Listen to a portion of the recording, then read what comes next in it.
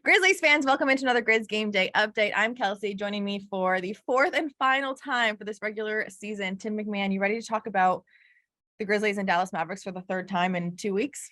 Yeah, are you ready to talk about these guys when they meet again in the playoffs? It's certainly a possibility, especially if the Mavericks manage to pull this one out tonight. But we will see how that shakes out. I don't believe Dallas will be at full strength. Certainly the Grizzlies obviously will not be. Okay, that's a lot to unpack. The Grizzlies right now tied for second with Sacramento. The Mavs are sixth.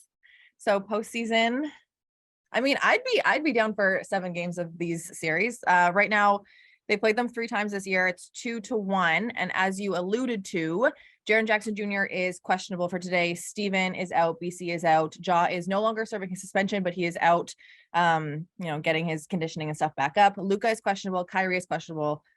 Markieff Morris. Wow, that's a difficult name for me to say. Is questionable. No, nobody Keith Morris. Just keep it moving. Okay. So Luka and Kyrie both questionable. You were at shoot around this morning though. Did you get anything from those guys? So Kyrie played Friday, and certainly the hope is he'll be able to play again. Played really well in that win they had over the Lakers. Doesn't look good for Luka coming back tonight. One hint was when they're doing their half-court shooting contest, and Daryl Armstrong, one of the assistant coaches, blurted out, "If you ain't playing, you can't win." But Luka stayed after to do an individual workout. It seems like he's still ramping up, not quite ready to return after missing the last 4 games with the thigh strain. So hasn't been ruled out, but certainly all signs are pointing towards sitting at least one more. And hey, maybe Dylan Brooks would tell you that he doesn't want to return for a game that's going to be this physical. He said it before. He did say that right before they were here, like exactly 1 week ago, I guess, right? So he did say Luka's not ready for the physicality, but he also did say that he was excited to possibly have Kyrie back because I think he was questionable last game as well. And he said the last time Kyrie was here, which was October 24th, where he had 37 points in 39 minutes. It was wild, but Dylan, if you know him, and it's Grizzlies Nation watching, like he loves to hone in. And he said that he didn't get Kyrie by himself last time because obviously it was KD. They were Right. And tonight, if Kyrie is playing, he could have that one-on-one matchup. Does that excite you? Because you've seen how Dylan can get in people's faces. Look, can get Does not, get always 48 it's, minutes. yeah, that's not like an occasional thing. That's a constant. And yeah, that's absolutely going to be a matchup that'll be a lot of fun to watch, assuming we get that. And look, Dylan last time said that he's looking forward to picking up Kyrie full court and trying to exhaust him and basically, seeing if Kyrie can hold up. I will say this. Kyrie Irving doesn't tend to back away from challenges either. So yeah, that's one of the best scorers in the league, and it's one of the best defenders in the league, and certainly an individual matchup that will be enjoyable to watch.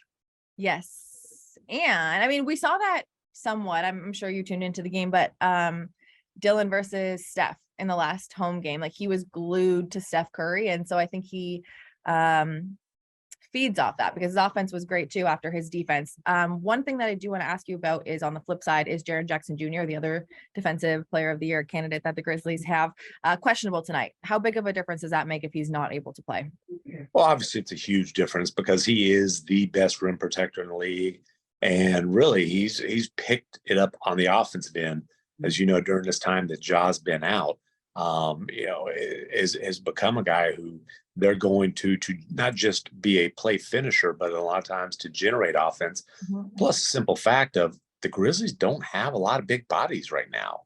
And for the rest of the regular season, and perhaps even going to the playoffs, where Steven Adams' status for the playoffs is obviously in question. There's, you can kind of cross your fingers and, if you're into Ouija boards and all that, hope for it that way. But no guarantee. And then obviously Brandon Clark, unfortunately, is out for the rest of the season and much of next season. So you're awfully small if Jaren Jackson's not able to go tonight. Xavier Tillman, Santi Aldama, and then, yeah, I really don't know what. I think they're just going to have to play smaller lineups if they don't have JJ.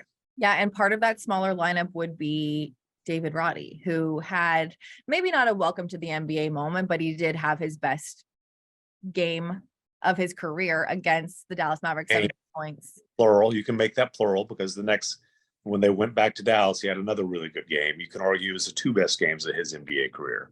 So then the 2 best games of his NBA career against the same team that's here tonight, where the Grizzlies have only lost a handful of games the entire season. Do you like David Roddy? Are you sold on him yet?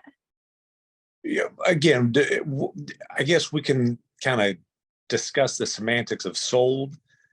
Do I think David Roddy has talent? Do I think he has the potential to be a good NBA player? Mm-hmm. Absolutely. And we kind of saw, especially when he had the 17-point fourth quarter here against the Mavericks, you saw kind of the variety of his skill set. There were some catch and shoot threes. There was also him creating off the dribble. I mean, the guy looks like a tight end, right?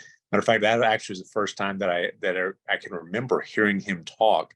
And I remember it's funny. I'm like, I definitely thought he'd have a much like deeper, more gravelly voice. Like he plays like this, rugged mountain man, and he sounds like this choir boy, which I thought was pretty funny. But no, he has the ability to create a little bit off the dribble, to use his strength, to use his, his big frame.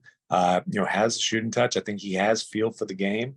I think it's too early to say I am sold, but you can certainly see what Zach Kleiman and the Grizzlies front office saw in him and made them decide to target him in the draft and make a trade to go get him. And it certainly wouldn't surprise me if he has a long, productive NBA career. For sure. And hopefully here in Memphis, because we love him.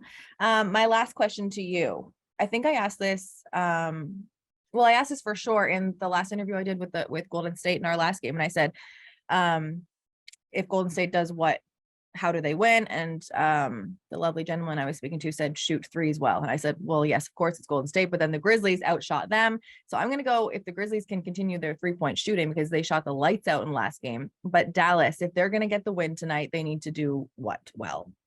Do you refer to me as a gentleman when, the gentleman? I think you're a lovely gentleman. Are you not? I would like to think so. Look, you're in a suit. That means I've got TV stuff today. Look, I think obviously Kyrie has to play extremely well. Yeah. But you assume that Luke is not out. Kyrie's got to carry them offensively. He has to be the primary generator of offense, not just for himself, but for the rest of the team. And so they need an efficient, explosive Kyrie Irving performance. And obviously Dillon Brooks is determined not to let that happen. So let's refocus again on that matchup. That's the matchup. So Dillon, Kyrie, if Kyrie is playing. If Kyrie is not playing, who's Dillon on? I think we talked about this last time. Do you remember? I was like, is it Tim Hardaway Jr.? Hardaway actually is cool because he's got an illness and he wasn't at shoot around. So, I think you're back to Jaden Hardy, the rookie. He played well. Hey, the one thing about him, he's a second-round pick who I do believe is a lottery talent, had a bad year with the G League Ignite. His stock really dropped, but he can create shots. Now, the efficiency, especially when he's being defended by elite NBA defenders, is hit and miss, but he has the ability to create shots. And, it was kind of a testament to the progress he's made and to his talent that in the game here last week, Dillon switched on to him in the second quarter. He got cooking in the first quarter, and Dillon's like, "Nah, hold on, let me go cool this kid off." That is a compliment, right? When one of the best defenders or wing defenders in the league switches on to you. So shout out Hardy. He has had a good couple of weeks. I feel like this is just such a familiar game. We saw the Mavs 3 times. This is the third time in literally 2 weeks. So I think it'll be fun, right? It'll be another good game. And like I said, you might see 6 or 7 more. And I was thinking 3-6, but you're right. Either way, like 3-6, 2-7, all this stuff, it's all possibilities. Of course, you can take the West from like 2 to 12, mix it up in a hat. And crazy, right? It could be anyone. The West is so open. So yeah, let's get this last one out of the way, regular season, and then let's get ready for playoffs. I like it. Sounds good. Also, I think we're going to have some action later on this week. I think there'll be some storylines to follow here in Memphis. Like I said, John Morant is no longer serving his league suspension. Anyway, Tim, thank you so much. I'll see you later today at the arena. As always, I appreciate your time. And Grizzlies fans, we're back at 7 p.m. at home. Get here nice and safe. Stay warm, stay dry, And if you're watching this at home, it's on Valley Sports Southeast.